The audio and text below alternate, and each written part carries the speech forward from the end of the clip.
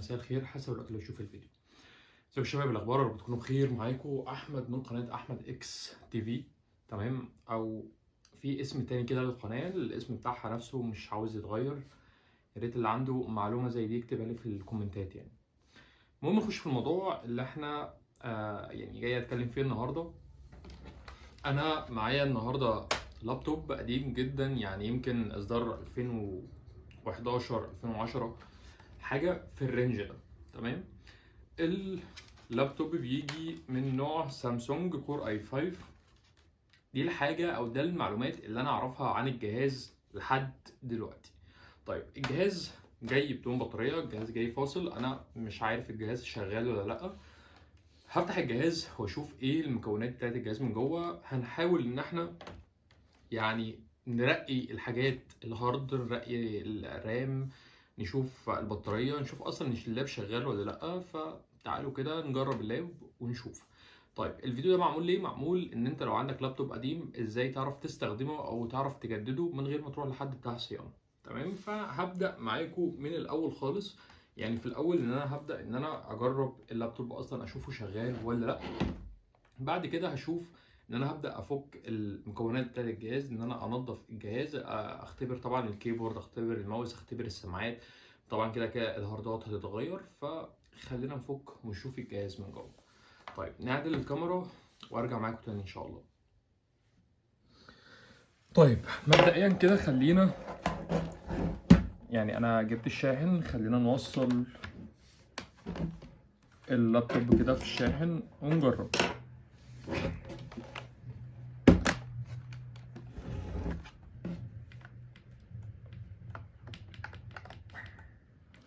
طيب هو اللي انا ملاحظه ان زرار الباور هنا يعني تقيل شوية، يعني هو بيدي باور ان هو شغال، بس طبعا يعني الشاشة ما فتحتش، وزرار الباور برضو تقيل. طيب نشيل الشاحن، وهو كده كده اللاب مفيهوش البطارية بتاعته. طيب كل اللي احنا هنعمله ان احنا هنبدأ في الاول ان احنا نفك الجهاز، يعني نقول بسم الله الرحمن الرحيم كده ونفك بيت الرام.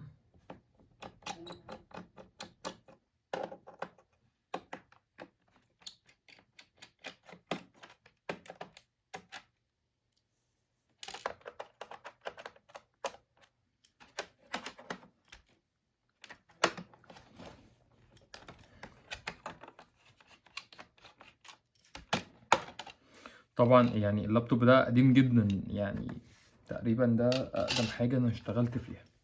طيب مبدئيا هو مفيهوش غير رامه واحده بس، خلينا نشيلها كده مع بعض. طيب مبدئيا هو مفيهوش غير رام واحده بس. هنا اللابتوب مكتوب فيه اللي هو DDR3 اونلي، اللي هو ميبقاش غير DDR3 بس، حتى مش مش DDR3L ولا اللي هي DDR3 4 مثلا، اللي هي DDR4، لا، مكتوب DDR3 اونلي. طيب مبدئيا هي مفيش غير الرام دي بس. طيب هبدأ ان انا افك هنا السيد روم بتاعه، احطه كده على جنب.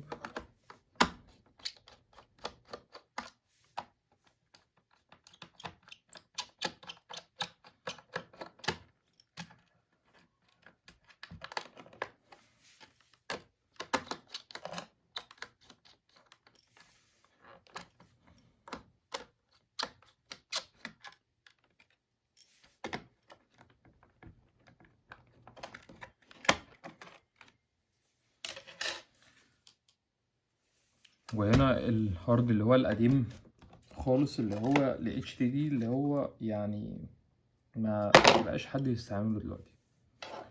شوفوا المساحة بتاعته كام، يعني هو 320 جيجا، ف حاجة صغيرة جدا. طيب مبدئيا يعني اللاب انا شايفه ان هو الحالة بتاعته نظيفة من جوه، يعني انا مش مستاهل ان انا انضف اللاب. انا شايف اللاب هنا البوردة نظيفة ومفيش تراب بيطلع في ايدي، مفيش هنا تراب في بيت الهارد. فانا شايف ان اللابتوب حالته يعني الى حد ما كويسه من جوه، مش مستاهل ان احنا نفتح اللاب. طيب هنجرب ايه او هنشغل ايه؟ مبدئيا ان احنا هنجيب الهارد الاس اس دي اللي هو الهارد السريع، بحيث ان هو يديني الاداء اللي انا محتاجه. طبعا اللاب كده كده قديم، فاحنا محتاجين حاجه تشغل او تمشي معانا الدنيا في اللاب ده. طيب هبدأ ان انا اركبه، وعندي القطعة دي برضو واخدها من لابتوب كان عندي، فهبدأ ان انا اركبها بحيث ان هي تضغط على، بس مش عارف هي هتركب هنا اصلا ولا لا، بس هي دي المفروض ان هي تمسك الهارد بحيث ان هو ما يتقلعش من مكانه. فمش عارف هي هتركب عليه ولا لا، انا هحاول كده اركبها. يعني المفروض ان هي كده ركبت. نحاول كده نحط فيها مسامير من دي نشوف هيركب عليها ولا لا.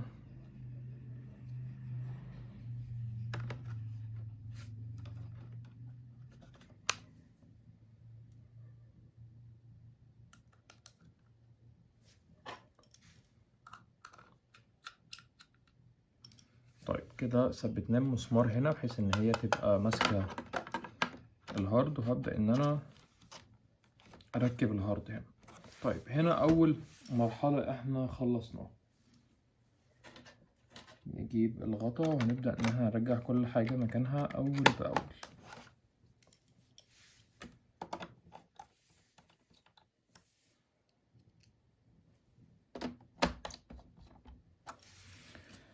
طيب تاني حاجه معانا ان احنا هنجيب، طبعا هنستغنى عن السيد روم، انا كده مش محتاج سيد روم، فهنستغنى عنه بالقطعه دي اللي هو هارد خارجي. كده كده الاس اس دي بيكون حاجه يعني خفيفه، اللي هي حاجه تشغل الهارد او تشغل نسخه الويندوز، فبتكون المساحه مش كبيره، فاحنا بنحتاج هارد خارجي بحيث ان احنا نحط عليه البيانات بتاعتنا او الحاجات اللي احنا بنحتاجها.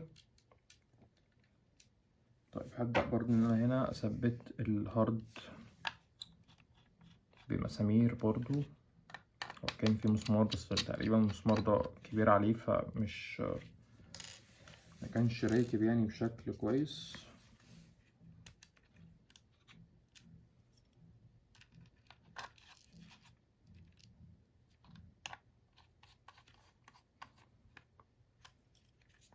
طيب كده بيتهيألي الدنيا معانا تمام. هبدأ ان انا اركب الهارد مكانه، نركب المسمار.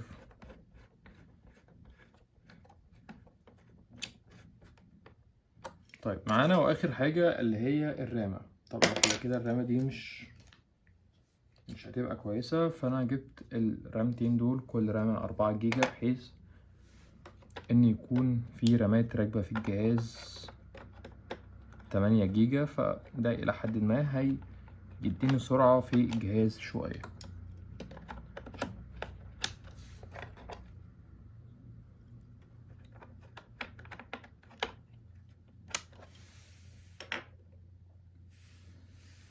طيب هنا برضو يعني مجموعة بطاريات شغالة.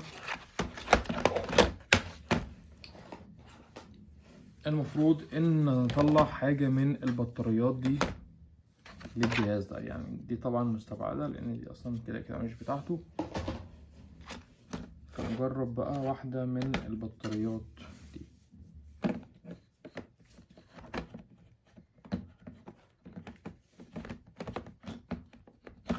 لا دي برضو مش بتاعت الجهاز.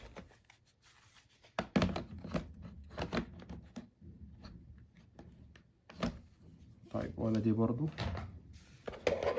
اعتقد ان هي هتكون ان هي واحدة من التلاتة اللي قدامي دول. يعني دي خلاص تمام، دي البطارية دي ركبت. طيب نجرب الجهاز ونشوف الجهاز هيشتغل ولا ايه الدنيا فيه.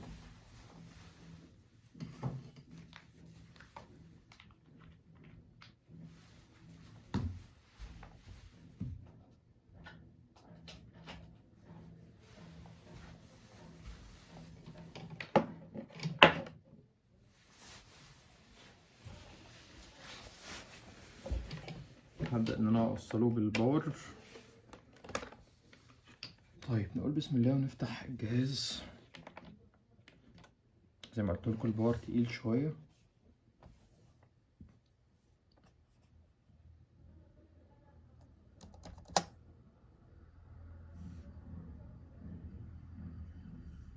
طيب هو برضو الجهاز ما فتحش.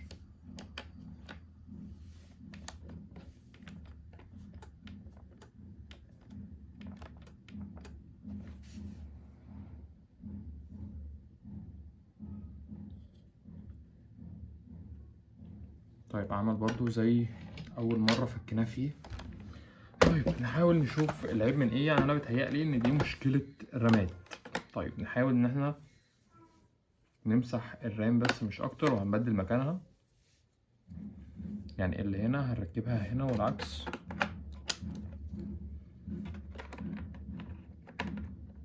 بالشكل ده. ونبدأ نسمي الله ونجرب مرة تانية.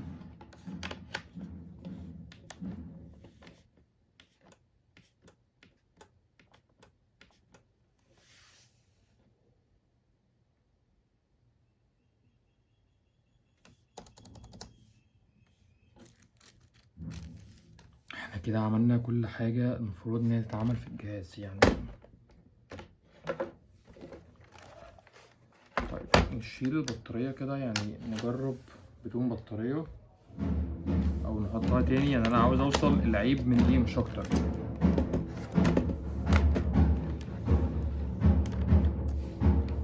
نجرب افتح الجهاز تاني نشوف الدنيا هيشتغل ولا ايه. طيب برضو الجهاز ما فتحش، يعني الجهاز برضو مش قابل ان هو يفتح. طيب انا هعمل خطوة يعني اخيرة.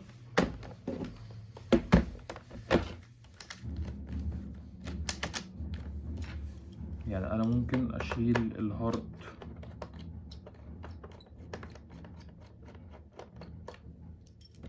اللي هو الخارجي مؤقتا. طيب وننضف برضو مكان الرام تاني. يعني هو كده المفروض ان هو يشتغل كده. احنا كل حاجة معانا تمام. انا شلت الهارد الخارجي عشان هو ممكن ما يبقاش عارف ان هو يعمل اقطاع للويندوز على ايه، عشان هو كده متركب هاردين. والمفروض ان الاس اس دي كده كده عليه نسخة ويندوز، يعني المفروض ان هو يتعرف عليها.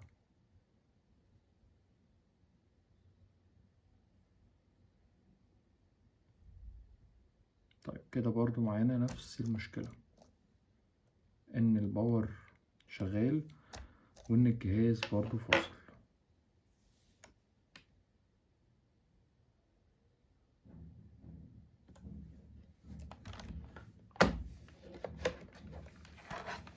كده احنا معانا نفس المشكلة.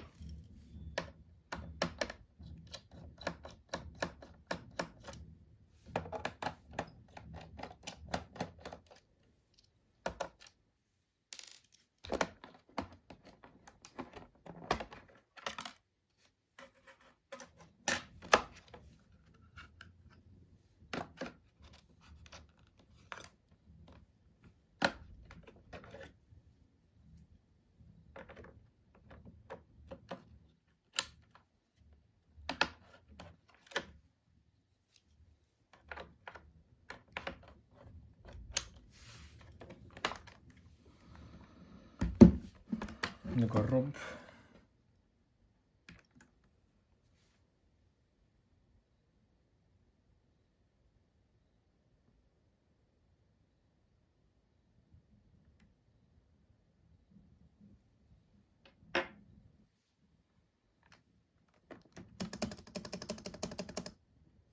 لا كده برضو كده الجهاز كده فيه مشكلة.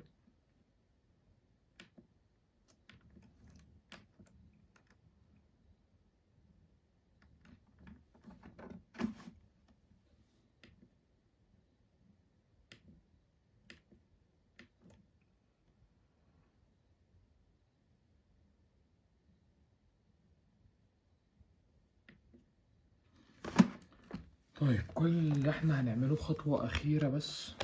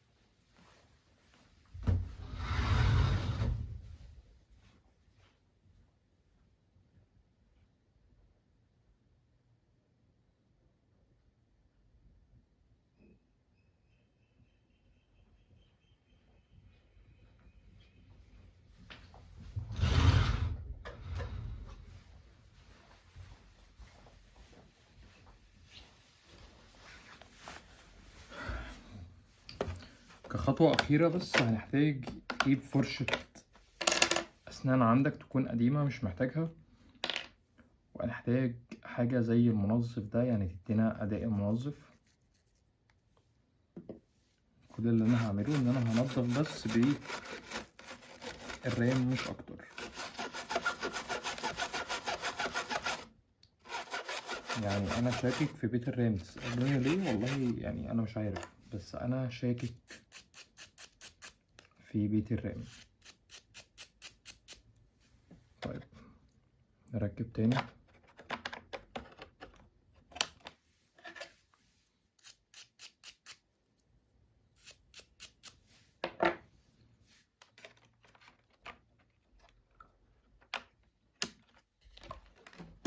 طيب ونجرب نشوف التانية هتكون فيها ايه.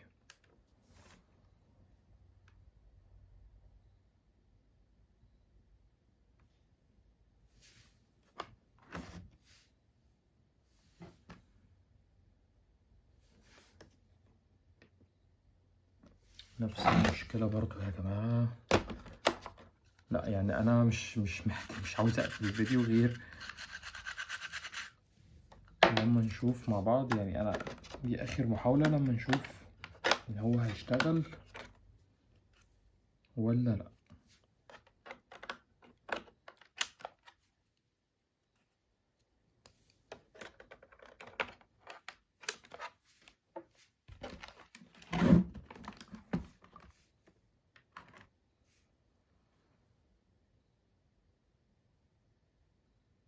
طيب اللاب اشتغل قدامكم بدون اي مشاكل، وزي ما قلت لكم هو كان عليه نسخة ويندوز يعني، فكده كده النسخة اتعرف عليها من الهارد واشتغلت على اللاب بدون اي مشكلة. اللاب شغال قدامكم بدون اي مشاكل. طيب هي المشكلة كانت فين؟ زي ما قلت لكم المشكلة كانت ما عملتش اي حاجة قدامكم غير ان انا نظفت مكان الرام ونظفت الهارد. ده كل اللي انا عملته قدامكم، عشان ما تقولوش ان انا بس عملت في الجهاز حاجة او الجهاز كان واقف. لا، كل حاجة قدامكم، وانا كنت متأكد من الاول ان المشكلة مش هتطلع بره الحاجتين اللي انا قلت عليه. طيب نبدأ نقفل بقى الحاجة بتاعتنا. نركب مكان الرام.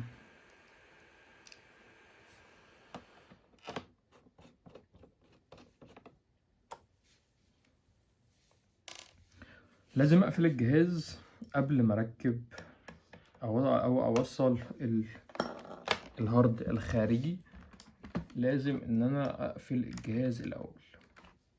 طيب هتقول لي ليه؟ هقول لك اللي عشان لو انا يعني وصلته بدون ما اقفل الجهاز فالجهاز مش هيقراه. نقفل الجهاز الاول وبعد كده نفتح نشوف الدنيا فيها ايه، او هيقرا الهارد الخارجي ولا لا.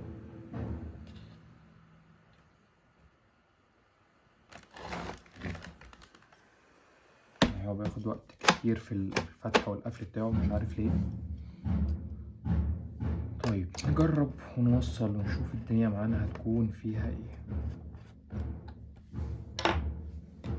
كده المفروض معانا كل حاجة تمام.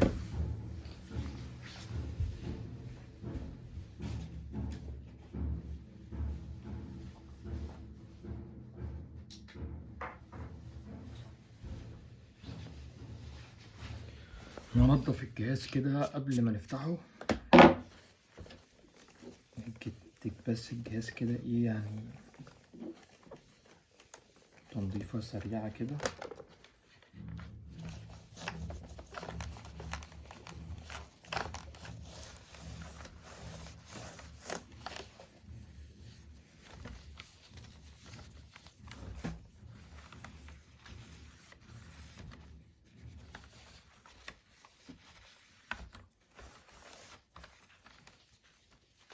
نقول بسم الله ونبدأ ان احنا نفتح الجهاز.